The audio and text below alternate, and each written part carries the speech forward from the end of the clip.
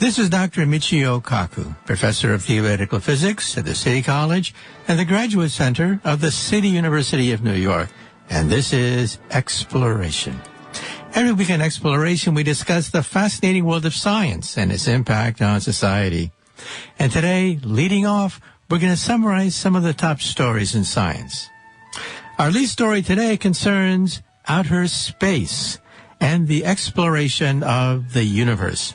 You know, last year it seemed so simple. President Donald Trump laid out a program for NASA.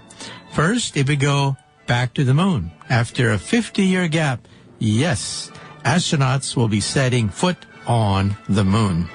Then after that, we go to Mars. And then, who knows, beyond Mars. But now, President Donald Trump is beginning to change his mind.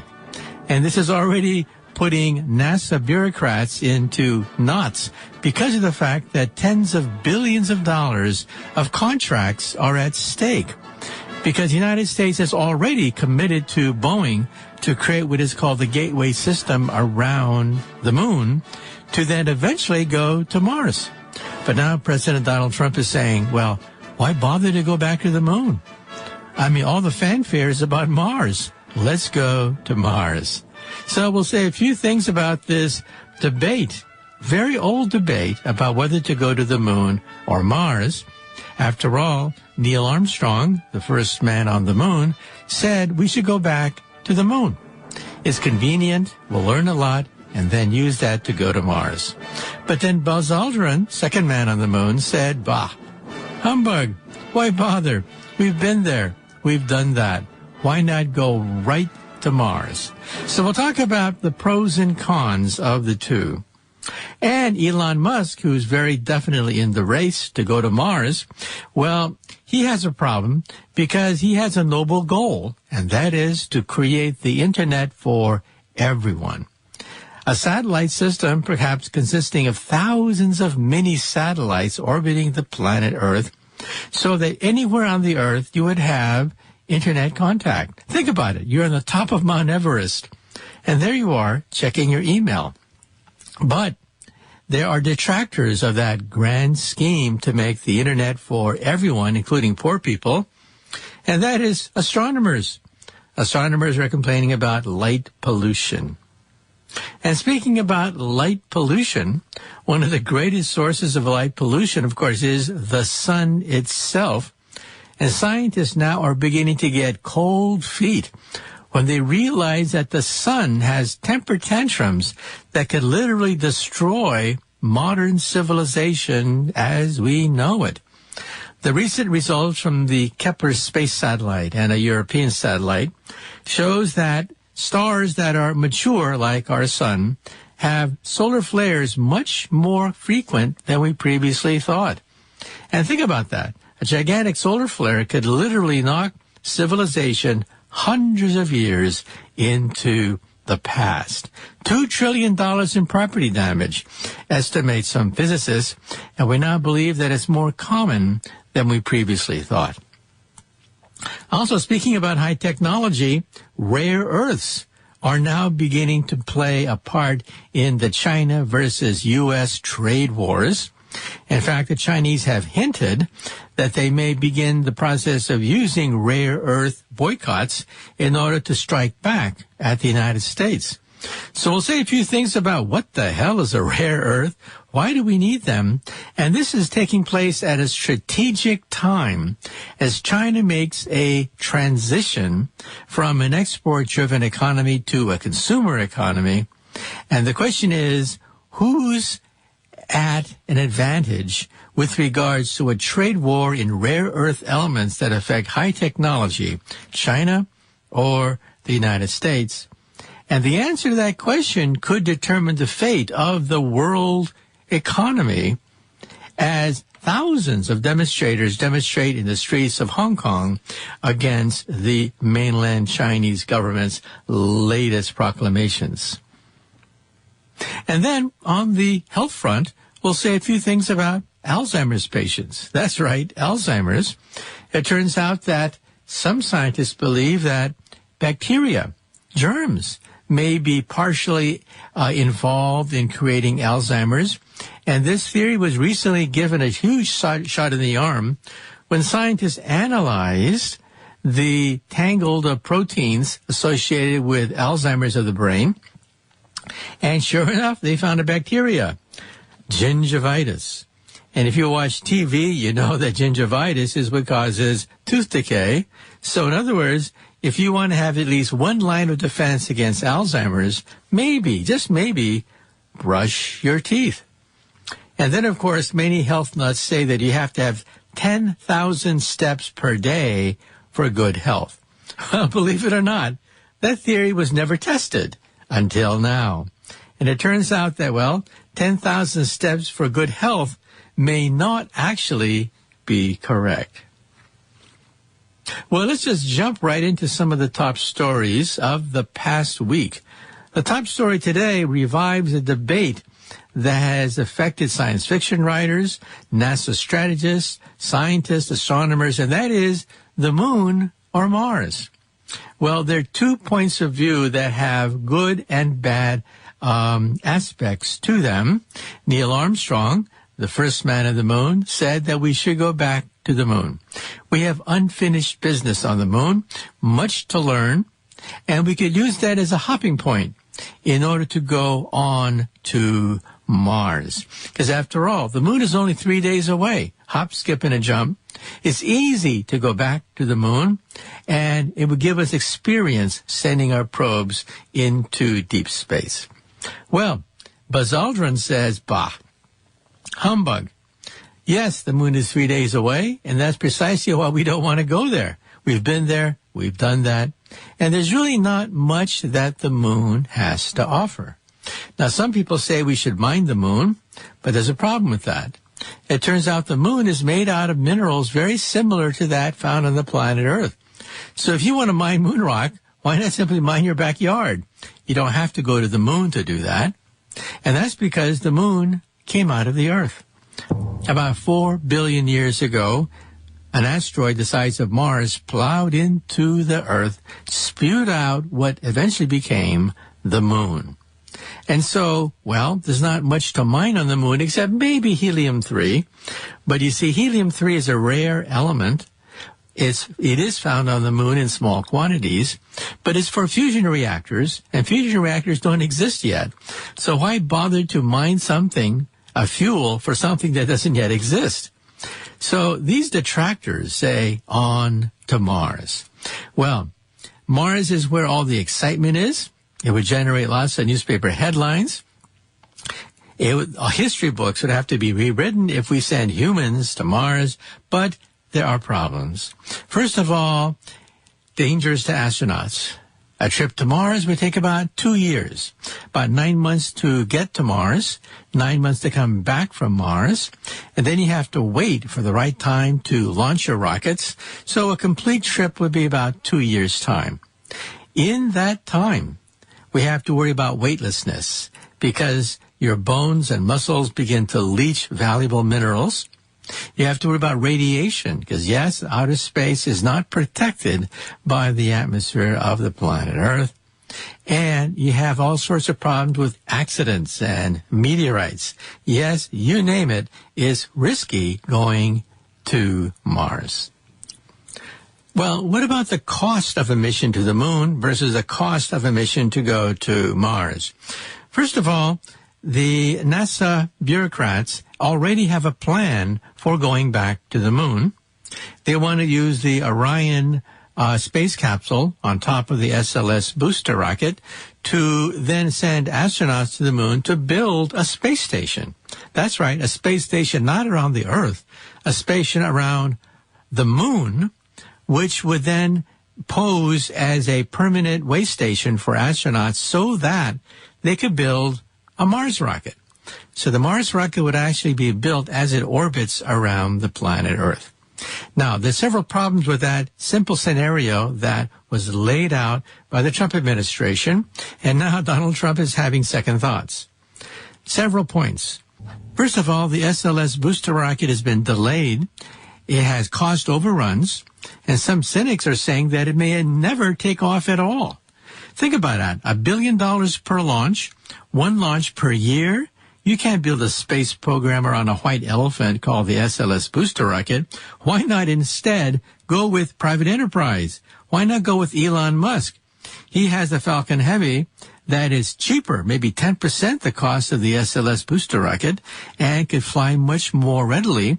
And he even has a modified version of it called the BFR, which will go all the way to Mars. BFR stands for, well, B for big, R for rocket, and F for your imagination. So some people say that going to the moon, yes, it's possible. Yes, we could learn a lot. But boy, is it a waste of money? Why do we need a space station going around the moon? Now, our station is interesting because we can get all sorts of information about the Earth. But the moon is static. It's a dead world. We're not going to get weather reports from the moon. And so these people would say, on to Mars instead.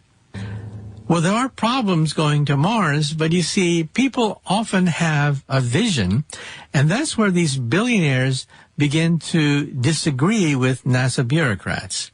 NASA had a vision during the 60s, and that was beat the Russians. That was the vision. Well, that vision was fulfilled. We beat the Russians. We took our football, scored a touchdown, and went home. Big deal. That was 50 years ago. But now we have two more visions coming out.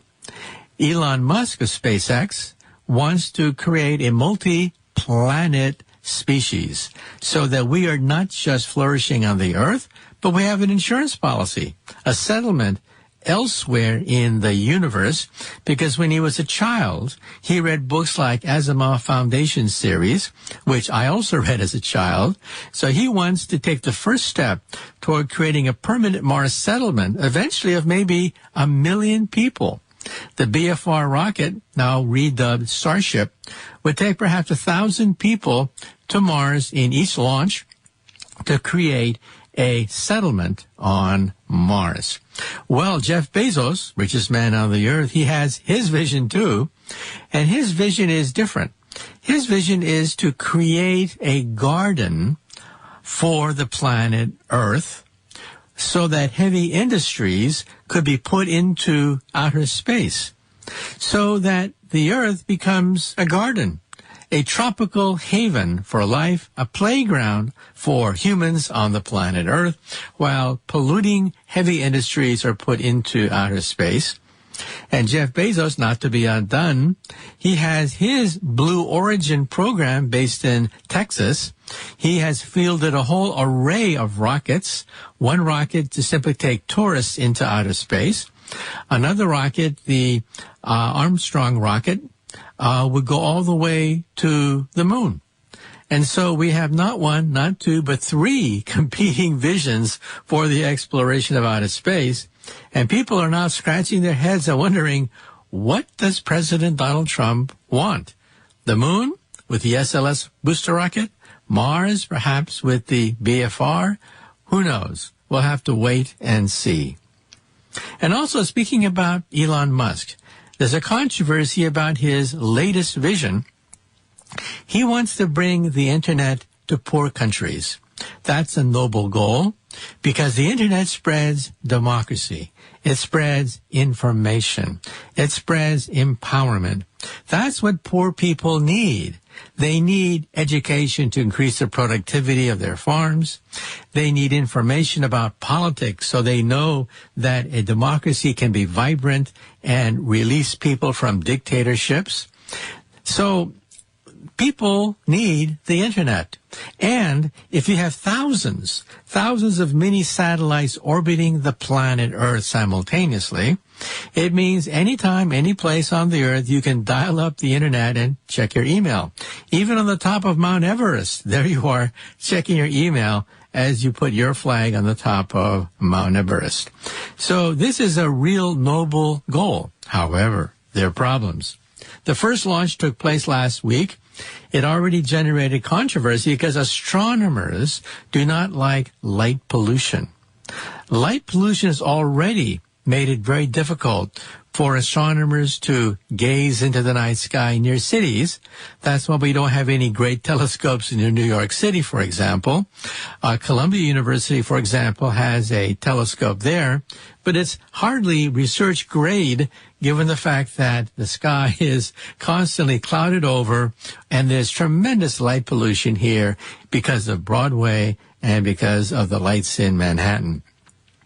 So astronomers are saying, let's compromise. Let's make a deal so that Elon Musk can have his dream of a planet-spanning internet. Poor people can benefit by having democracy come to their doorstep, empowerment, political power going to poor nations and poor people.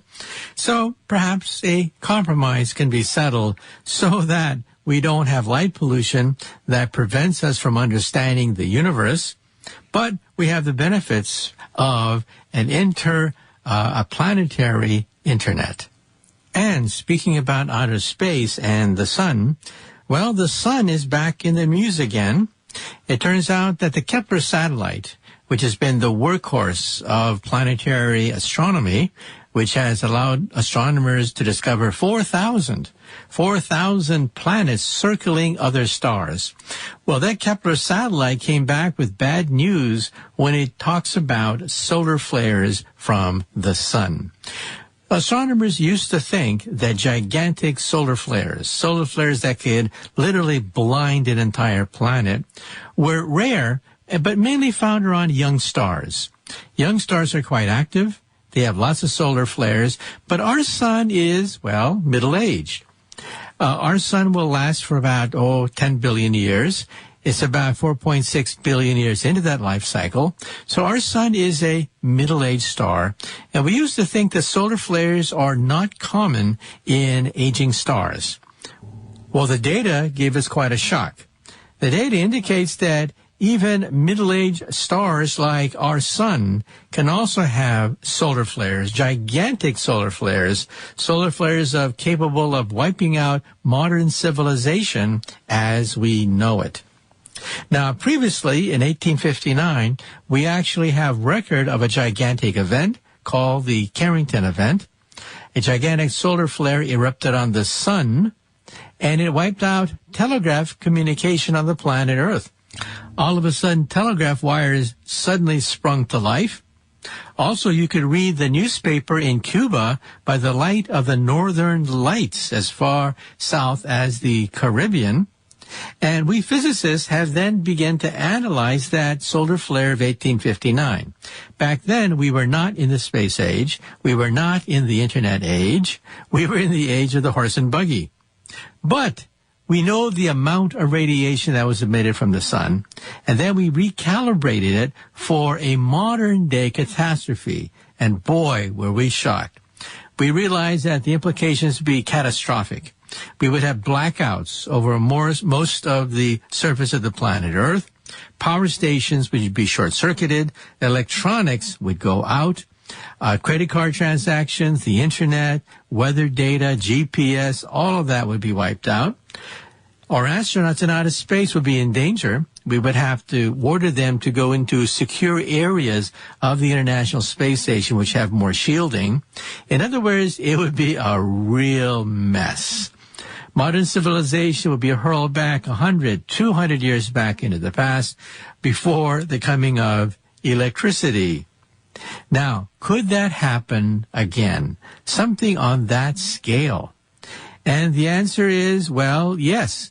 We now realize that it happened in the past. In the year 775, centuries ago, in the year 775, by looking at tree rings and other pieces of data, scientists were able to piece together that, yes, something catastrophic from the sun happened in the year 775. Now, did humans respond to that catastrophe? No. We didn't have telescopes. We didn't have satellites. We didn't have telegraph wires. We didn't have the internet. I mean, it was even before the horse and buggy era back in the year 775. So these do happen, and they happen more frequently than we thought. You see, the sun has sunspots. Each sunspot is like a gun barrel. And periodically it shoots a gigantic coronal discharge into outer space like a bullet being fired from a sunspot. But for the most part, hey, space is big. So even though these gigantic coronal mass ejections take place frequently, they miss because the Earth is very tiny. The sky as seen from the sun is huge, and most of these bullets miss. But we now realize that grazing shots are more common than we previously thought.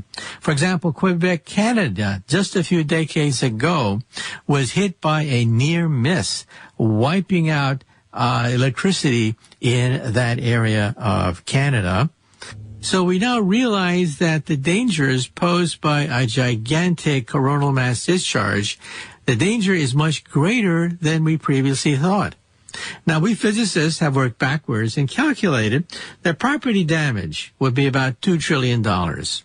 We're talking about food riots.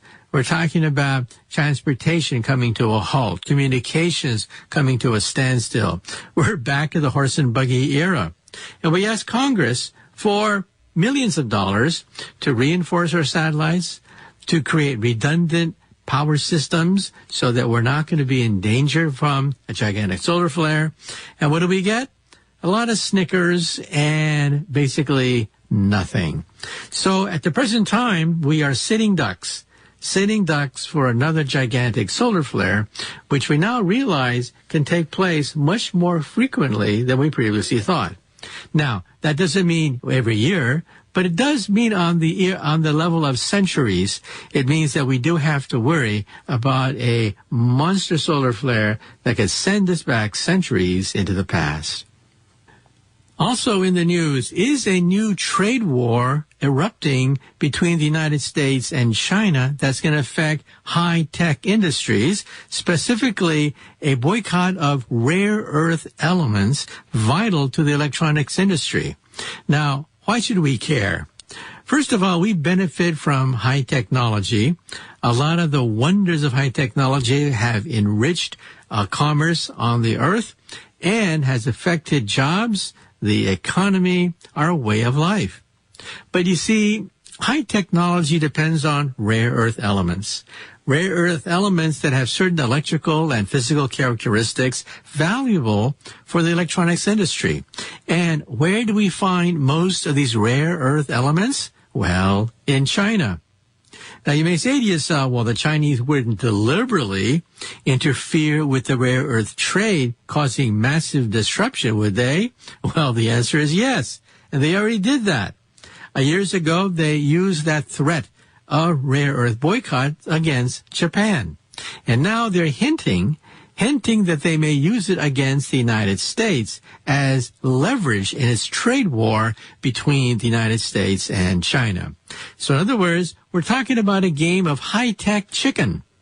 Two sides, each determined not to budge, each barreling toward each other, and a collision could eventually take place. And who's going to be the victims of that collision? Well, you and me. Well, it's a game of chess. It's a game of strategy. Who's going to win if there's a war between the United States and China with regards to high-tech rare earth elements and also the economy in general? So let's size it up, because eventually it's going to affect everything, because many cheap goods found in the United States are made in China. The Chinese have benefited. Its middle class has prospered because of trade that was unleashed over the last several decades. The United States has benefited because prices are cheaper. But let's size it up like a chess game. First of all, China needs trade with the United States more than U.S. needs trade with China. If you take a look at the enormous prosperity of the middle class of China, you realize that a good chunk of that came from trade with the United States. It's been really lucrative for the Chinese to have access to the U.S. market. The U.S. in turn needs the Chinese market in order to get access to cheap goods, but the United States trades with lots of other countries as well. And if you look at the raw numbers show that in this respect, the United States has more leverage over China than vice versa. But also, this trade war is happening at a very delicate time in Chinese history. First of all, if you take a look at the party documents of the Chinese Communist Party, you realize that they are deliberately making a transition from an export-driven economy to a consumer-oriented economy. Remember Japan back in the 1950s? Japan was producing all sorts of cheap made-in-Japan goods. That was an export-driven economy, which took Japan, suffering from the ruins of Hiroshima, Nagasaki, in World War II, and propelling it to the forefront of nations. That's an export-driven economy, but it's not a mature economy. A mature economy relies on consumer spending as well to raise the standard of living of its own people and to stimulate a different kind of economy. So China is making the transition now from an export-driven economy to a consumer economy, which is more mature, but it could be a rocky transition because the GNP is going to rise slower in a consumer-driven economy than an export-driven economy. The Chinese Communist Party realizes that an export-driven economy cannot last forever. You cannot maintain 10% growth rates forever. Eventually, you do have to make a transition to a consumer-based economy, but the transition could be rocky, and they are vulnerable in that sense. But even larger than that, the Chinese Communist Party, they say, made a strategic trade-off back in the days of Mao Zedong. Back in those days, you could motivate millions and millions of people with the promise of communism. That is, a classless society. Everyone would benefit in that vision. However, that vision gave poverty to the Chinese people. And then with Deng Xiaoping, a new bargain was given, that people would not be motivated because of the shining goal of pure communism. That was no longer the goal. The goal was a strategic bargain, and that is the Communist Party would bring economic prosperity to China by opening up its markets with capitalist ways and means in exchange for its grip on power never to be challenged. But now that grip is being challenged because of all the economic chaos. In Hong Kong, for example, we have hundreds of thousands of people marching in the streets of Hong Kong because they think that the Chinese government has overstepped its bounds, allowing extradition of Hong Kong activists to the mainland, where many people think they would simply be put in jail and the keys thrown away. Good day.